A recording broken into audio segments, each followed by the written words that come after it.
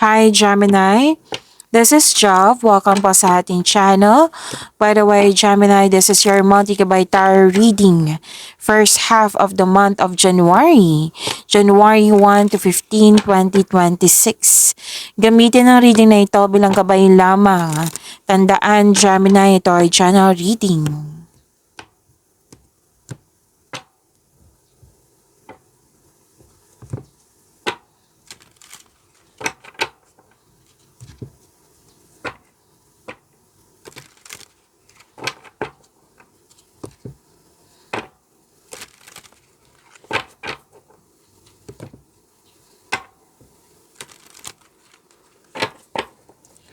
Para po ito sa iyo, Gemini, ngayong January 1 to 15, 2026.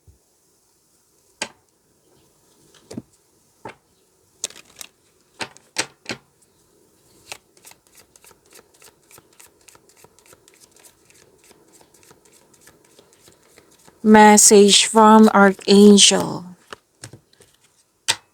Oh wow, brilliant idea, sabi ni Archangel Uriel.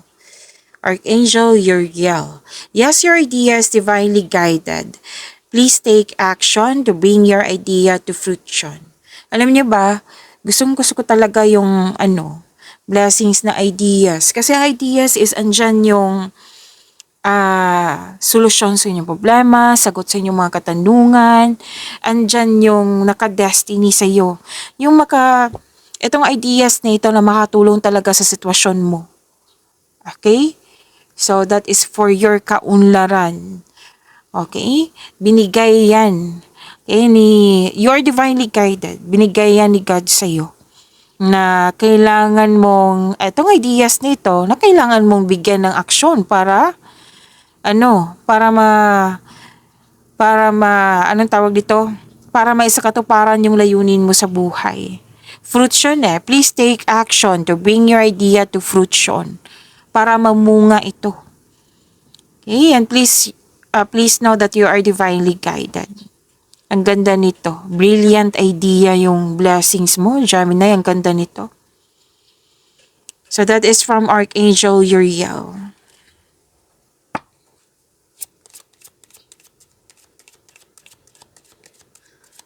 Maraming salamat po sa inyong patuloy na suporta sa mga nag-donate, sa mga hindi nag-skip ng ads.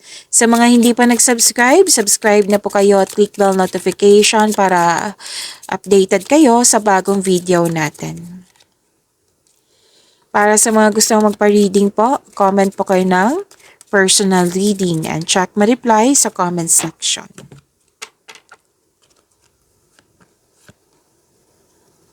Okay, love is blooming. Nagkaroon ka ng time for yourself. May nagkaroon ng time din sa kapwa mo, sa pamilya mo. May nakita rin ako ditong nagkaroon ng ligawan. Nagkaroon ng time sa isa't isa, nagkaroon ng ligawan. Okay? May affection, attraction, romance yan. At may nakita ko ditong bonding, togetherness, meeting, ano tawag dito? Special event, public event? Pwedeng party po? Pwedeng ikaw ay nag-observe sa isang bagay, sa isang sitwasyon, sa isang tao. May inoobserbahan ka Or di kaya may nag-observe sa'yo. May nag-spy sa'yo, nag-observe sa'yo. Pero most likely, this time, pwedeng ikaw ay nag-o-observe sa isang sitwasyon, sa isang tao ba, sa isang bagay. Okay?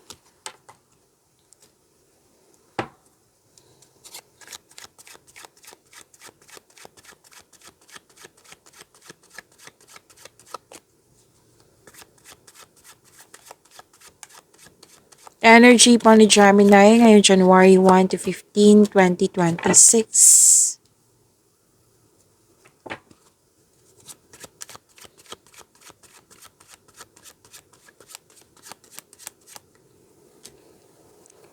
Para sa mga bago dito, kung may napansin kayo na repeating message, yan po yung pinupush ng card sa inyo. Like for example, nanood kayo sa isang video reading nyo. nanood kayo sa inyong monthly, weekly, daily, second half, at dito din sa first half nyo. At may napansin kayo na repeating message. Yan po yung pinupush ng card sa inyo na kailangan yung bigyan ng atensyon, solusyon at aksyon kung maaari po. So, na yung energy ni Gemini.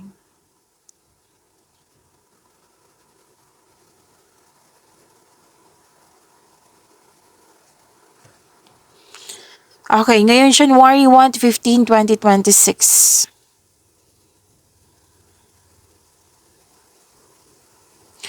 Nakikita ko dito,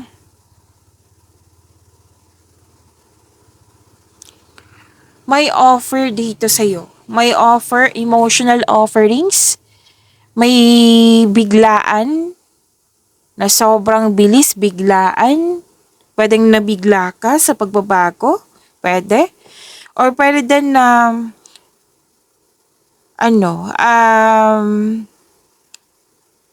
may ligawan kasi ako nakikita dito eh. Remember, this is your energy, Gemini.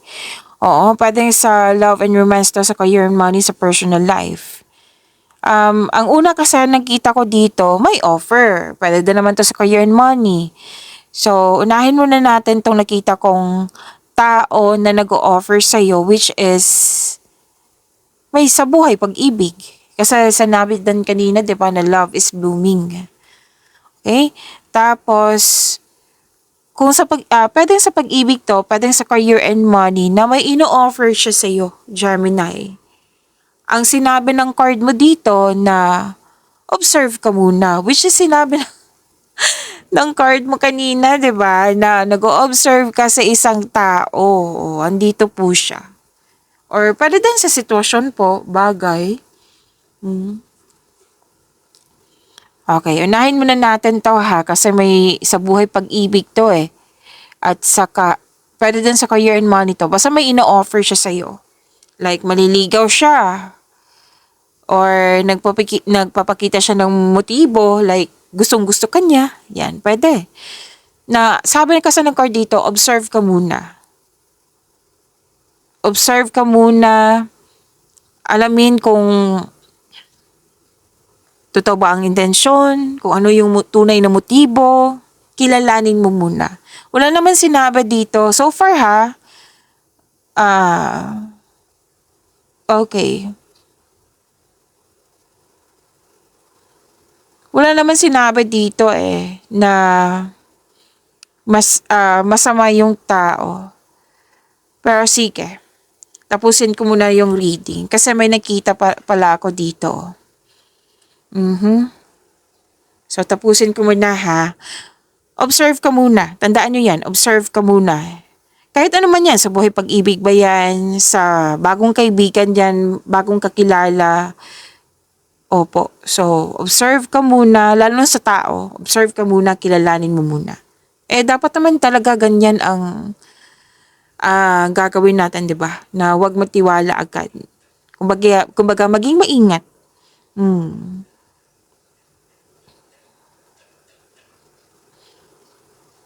Take things slow, kilalanin mo muna. May nakita rin akong pangyayaring aminan dito. Kasi may nakita talaga akong ligawan. Ligawan po. So, aamin siya, nagusto ka niya, or gusto mo siya, pwede. Pero most likely, ang taong ito ay aamin sa'yo. Pwede din na proposal po ito sa mga may relasyon dyan. Pwede din naman sa mabuhay mag-asawa. Baka may mag-comment dyan about sa mag-asawa. Meron. Pwedeng literal na proposal about kasal. Pwede din na approach siya sa'yo, mag-travel tayo ngayong 2026. For now, mag-iipon muna tayo. Nagpinapropose sa'yo. Kasi 'di ba ang relasyon, dapat kayong dalawa talaga yung magkasundo. Hindi pwedeng siya lang yung magpaplano, siya lang yung masusunod. So, etong taong ito, ino-offer niya sa'yo, ito yung gusto kong mangyari sa ating relasyon. Like yung example ko kanina na travel ngayong 2026. So, ipon, 'di ba? Dapat may ipon 'yan. Ang dami mensahe dito, Gemini. So, isa-isahin ko. Kaya napastop ako kaninang dami nito. Mm.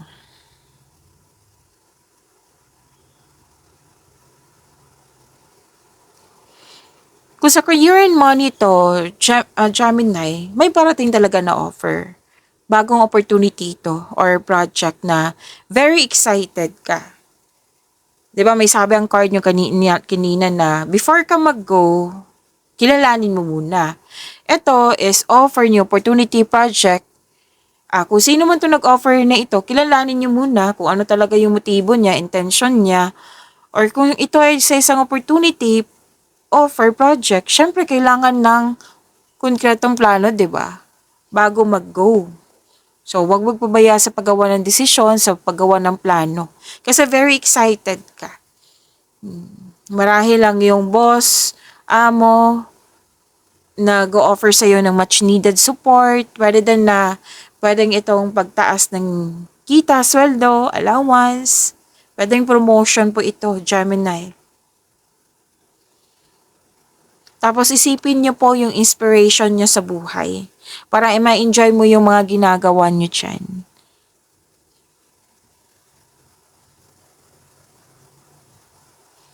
Good news is on the way. May ano din dito mag-healthy living na kayo. May bago ka rin na inspirasyon May nakita kong bagong inspiration dito. Posibleng pet, gamit, kasamahan. Or yung nagugustuhan. Yan.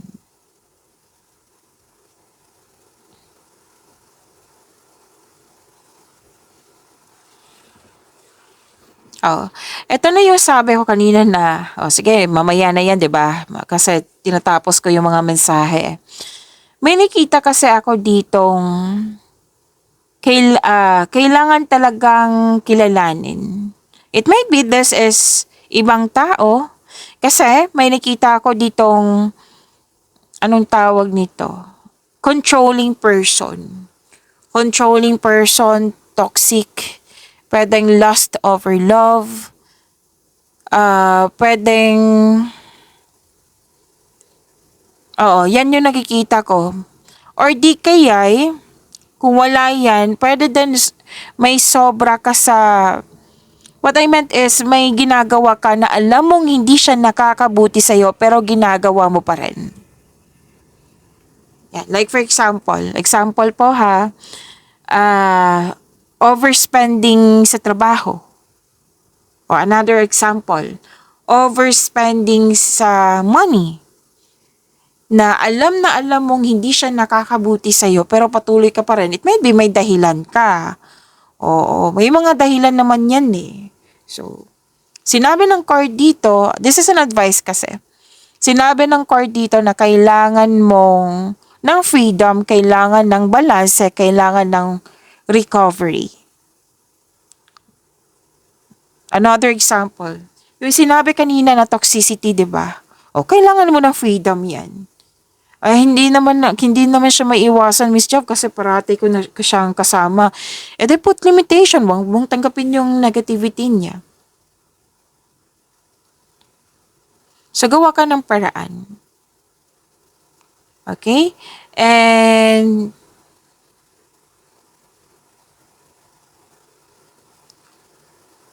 okay. So, sa pag-ibig to ha, pay attention kayo sa mga single dyan. So, kilalanin talaga ng mabuti yung mga bagong tao sa inyong buhay. Like, ligawan ito, kilalanin mo muna kung totoo ba tong, genuine ba tong taong ito or hindi. Kasi may nakita kong loss over love. Kung ayaw mong pumasok sa ganyang sitwasyon, then kailangan mag-ingat. So, sinabi kasi ng card nyo kanina na kilalanin ng mabuti. And this message, normal lang talaga yan na, 'di ba? Kailangan kilalanin natin ng mabuti. Kasi ang nakikita ko sa inyong cards na you are into kumbaga date to marry na kayo. Ayaw nyo ng mga laro-laro. So be wiser. Hindi lang kanyan yan ang sitwasyon ha. Nagbigay lang ako ng example. Let's say may controlling person. Ano yung gawin mo? Freedom. recovery. Kung kaya mo kausapin, then go ahead. O, another yung example, yung sinabi ko kanina, no, sobra kayo sa trabaho na alam mong hindi siya nakakabuti sa'yo. Kung sobra sa trabaho, hindi yan nakakabuti. Kasi, mauubos ka niyan, madadrain yung energy mo. So, make it balance. Basta ang sinabi ng card dito, kilalanin ng mabuti, freedom, recovery, and balance. Ang dami mensahe. Gemini. Pagbukas ko sa cards mo, ang dami ng mensahe.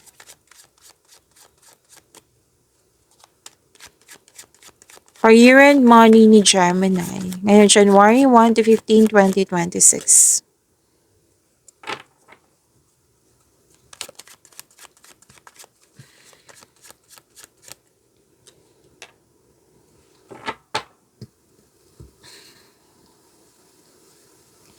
Sa career and money niyo po, ngayon January 1 to 15, 2026.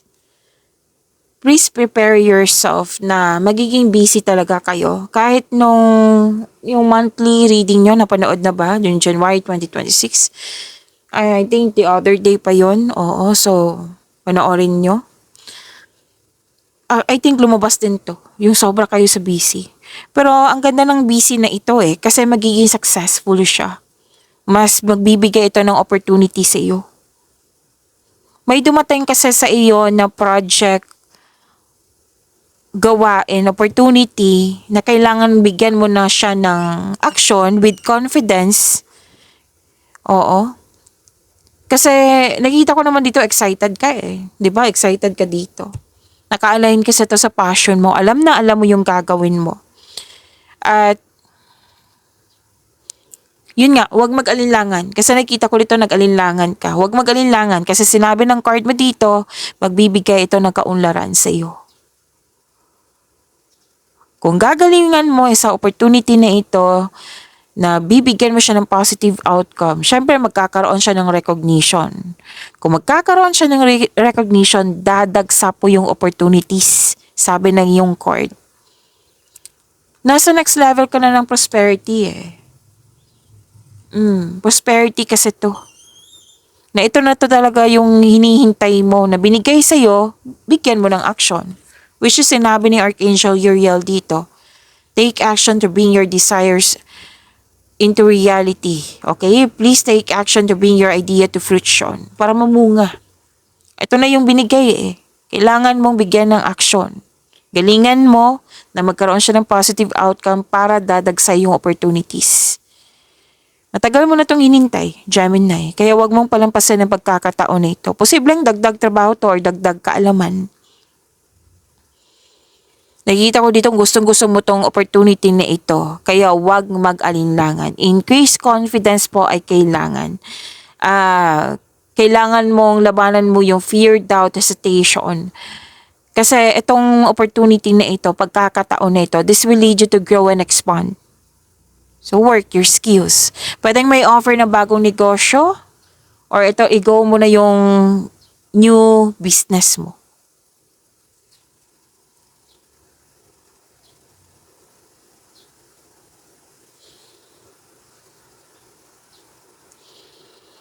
This is overcoming obstacles.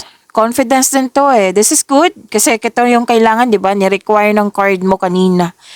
So, sinabi na ng isang card mo dito na magkakaroon ng confidence kasi nga, naka-align yung opportunities na dumating sa iyo, naka-align sa passion mo. Dalawang card mismo nagsabi dito. Inner power, you're taking action with courage, resilience. Okay, you have a confidence and persistence in your career. You're eager to achieve a successful outcome sa mga ginagawa mo. Don't give up. Don't doubt your strength. Okay?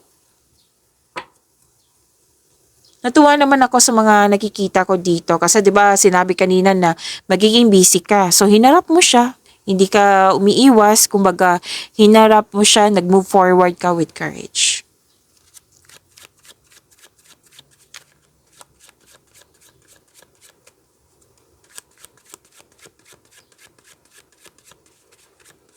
Love life, self-love, partnership, and romance, January 1 to 15, 2026.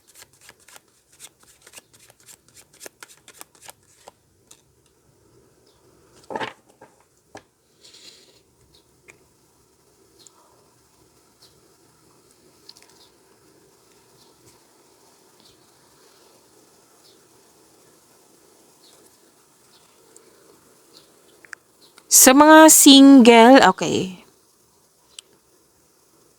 Sa mga single po, mamimit mo yung tao na ma-open up mo yung about your past. Siguro ka-date mo ito or kaibigan mo na handang makinig sa'yo. Sa mga may relasyon sa buhay mag-asawa, ipakilala mo na yung partner mo sa grupo ng tao.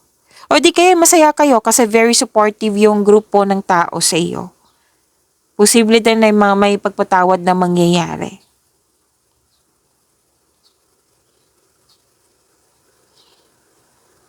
Para sa mga relasyon po, ito ay tungkol sa yung partner or pwedeng ikaw to na gusto na magsarili. Gusto na magtayo ng sariling pamilya. Sa mga single po, naging hard worker kayo dahil gusto nyo masecure yung future nyo. Okay, hard work and productivity kasi nakikita ko dito.